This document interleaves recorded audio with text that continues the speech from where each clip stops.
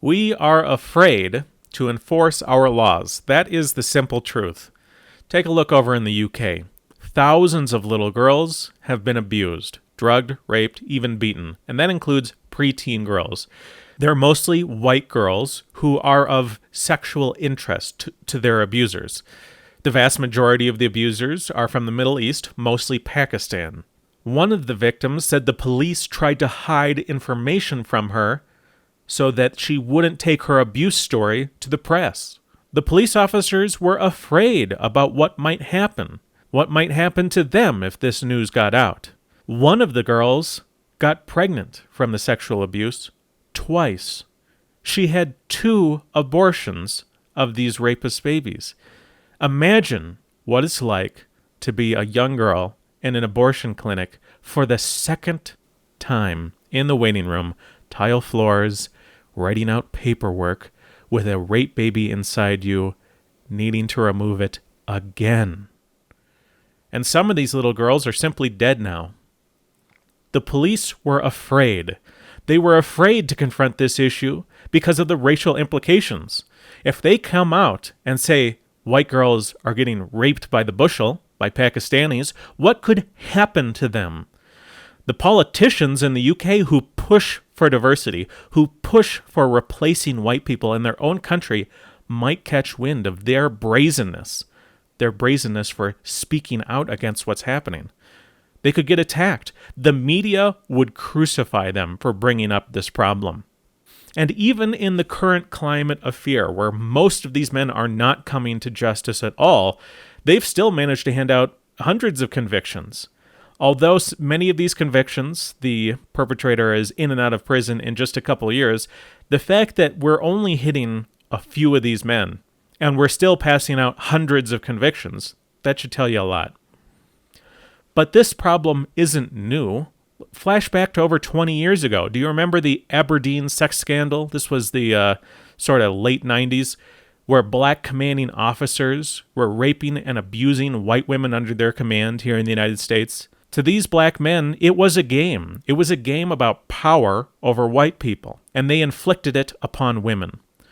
All of the men charged with crimes in the scandal were black. It was a racial scandal, and at the time that was understood. And just like in the UK, women, when they first started to come forward to get help about the rapes, they were ignored and dismissed by military officials. And what's really telling is that many of the women were asking for transfers that were denied. Now, it's important to investigate any claim of abuse before you believe it, but the fact that these women were trying to escape and were being denied, that is telling. Military officials were afraid of being labeled racist if they came down on these black men and their abuse. And in reality, they were probably right. You have to remember, this was during Bill Clinton's administration, and saying something politically incorrect, particularly about race, could get you in big trouble if you had any connections with government work.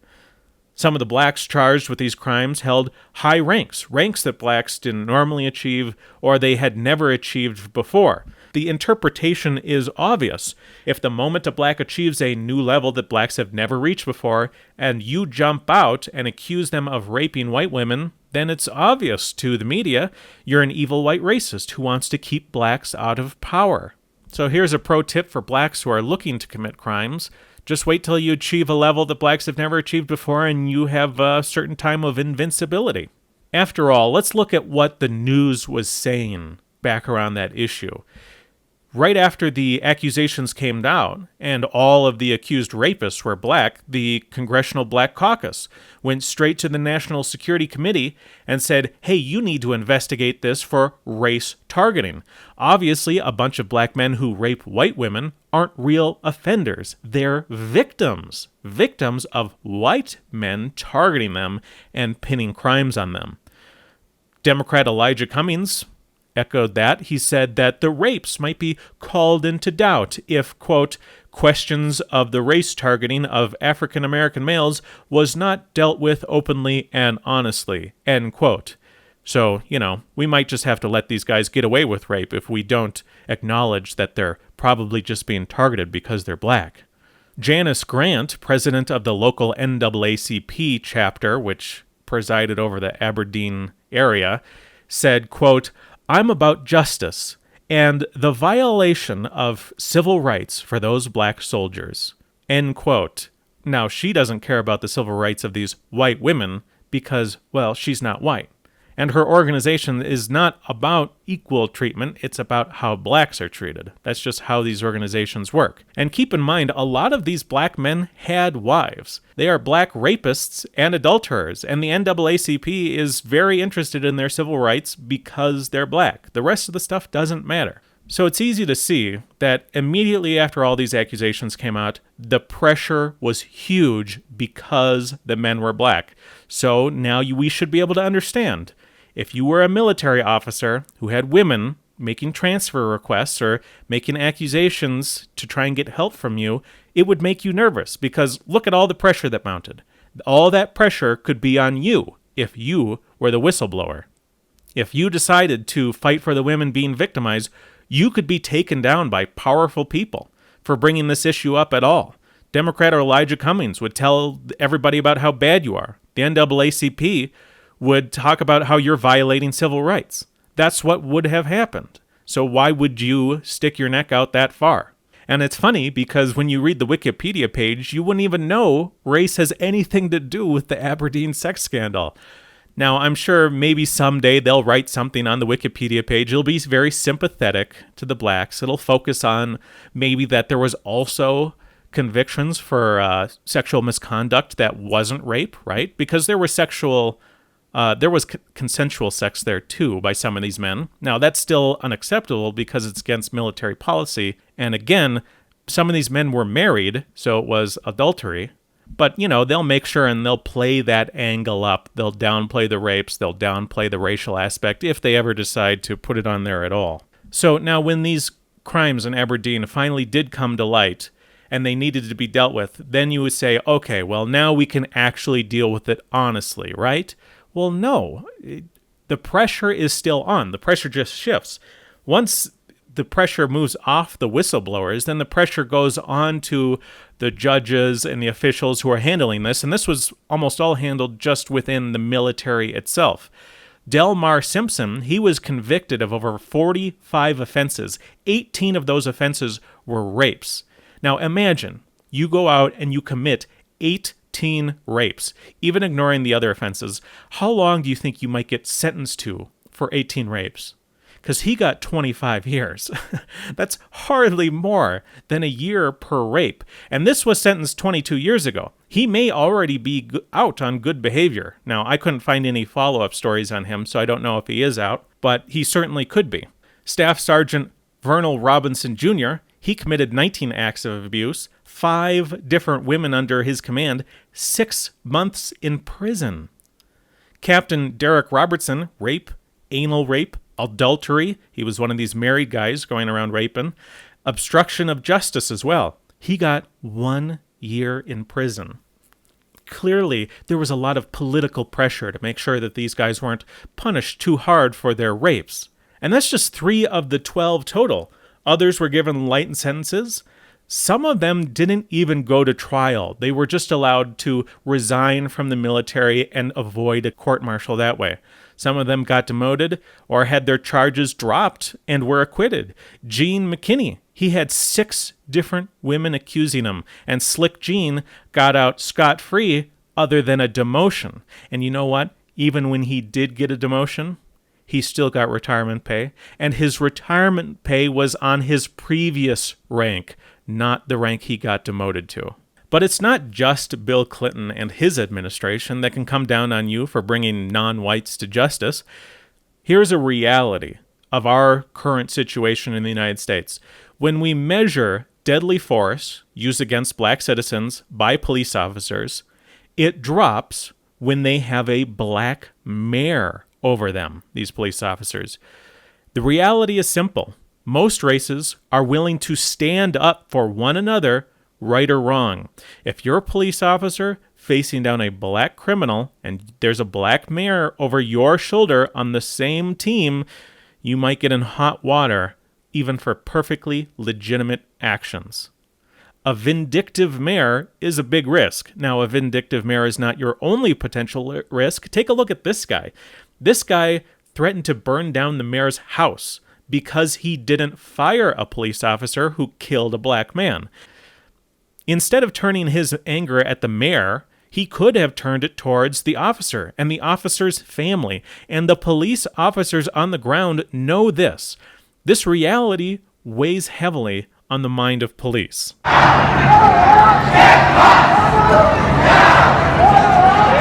And similarly, this reality weighs heavily on the mind of those soldiers at Aberdeen and the officials over in the UK.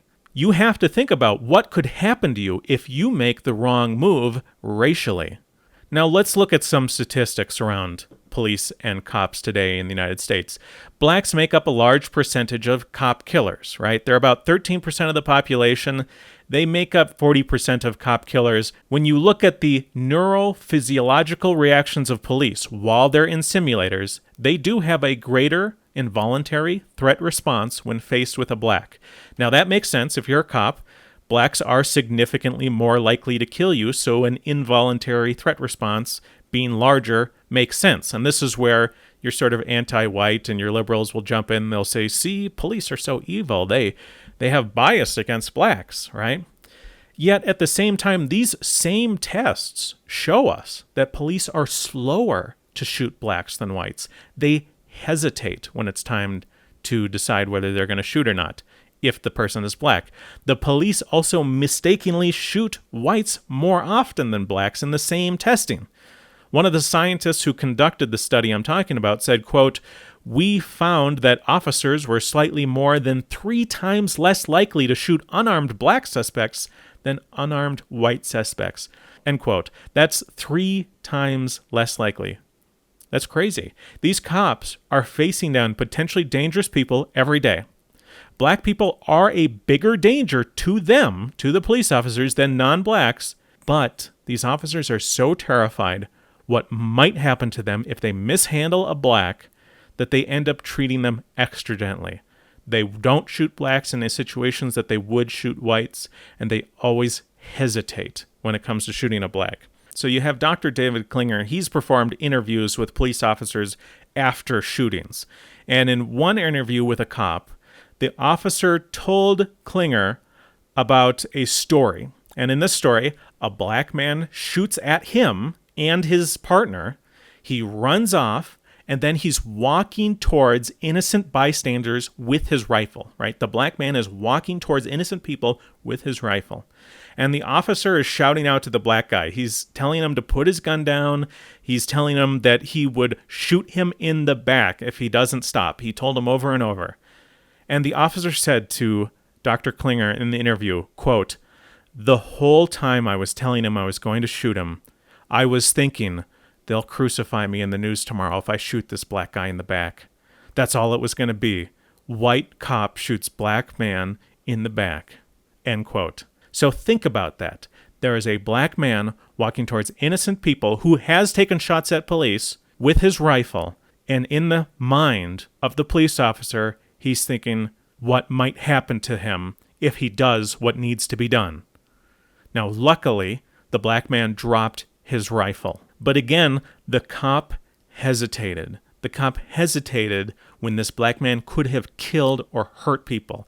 This officer knew in his heart that he would have to bear the weight of an entire media system coming down on him if he did what needed to be done.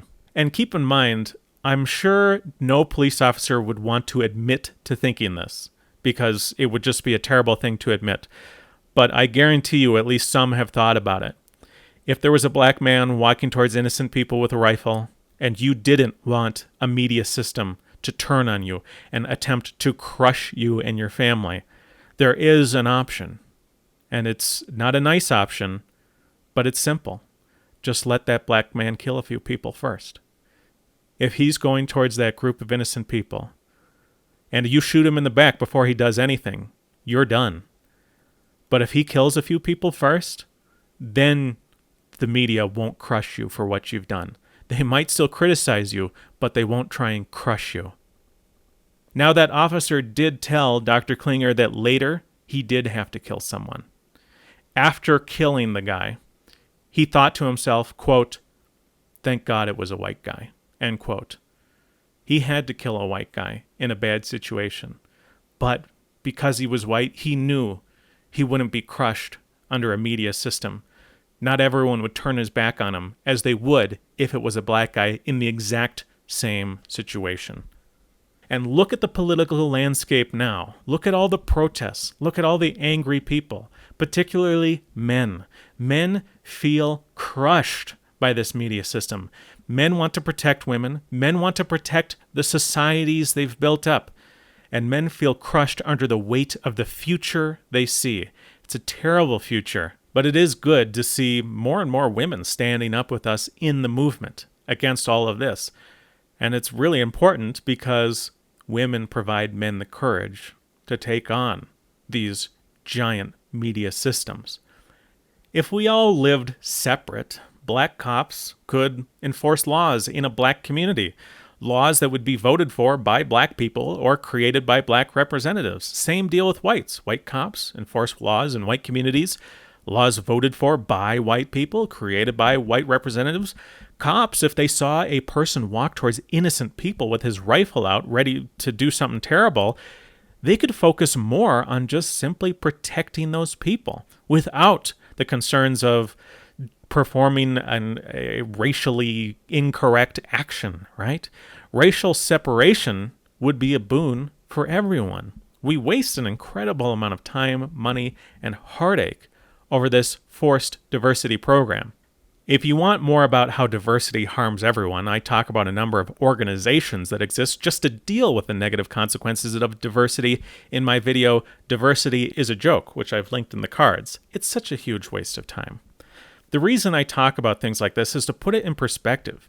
Many people think that some of the problems we face have simply always existed, but some of them are uniquely modern and are unique to diverse places. I mean, what's the analog to the Aberdeen sex scandal in Estonia, or places where it's just a homogenous country? Racial conflict, of course, has always existed, but it's not the same type of racial migration coming in and being allowed like it is now. Normally, if you wanted a race of people to migrate into the land of another race, you would have to first use military might to conquer the land. And your people would get to live there as long as the locals hadn't successfully mounted a revolt. But we can solve this. Separation is possible. Separation doesn't solve everything. Don't expect a perfect life when we're separate, but things can be a lot better. Also, from now on, I'm going to be uploading my videos to BitChute a couple hours before YouTube. I doubt many people in charge of YouTube are going to watch my last video on where I argue for free speech. Maybe they'll come around, but I doubt it. I try and upload my videos at 2 p.m. Eastern, US, every Saturday. I haven't been perfect about that, but that is the plan that I'm shooting for. So now, starting next week, what I'm planning on is 2 p.m. Eastern for BitChute and 4 p.m. Eastern for YouTube every Saturday. Now, if you like what I do, please subscribe to me on both platforms. Share this content with anyone who you think might be open to it. I do this to spread a message, and if you think my message deserves to be spread, then please help me. Thanks.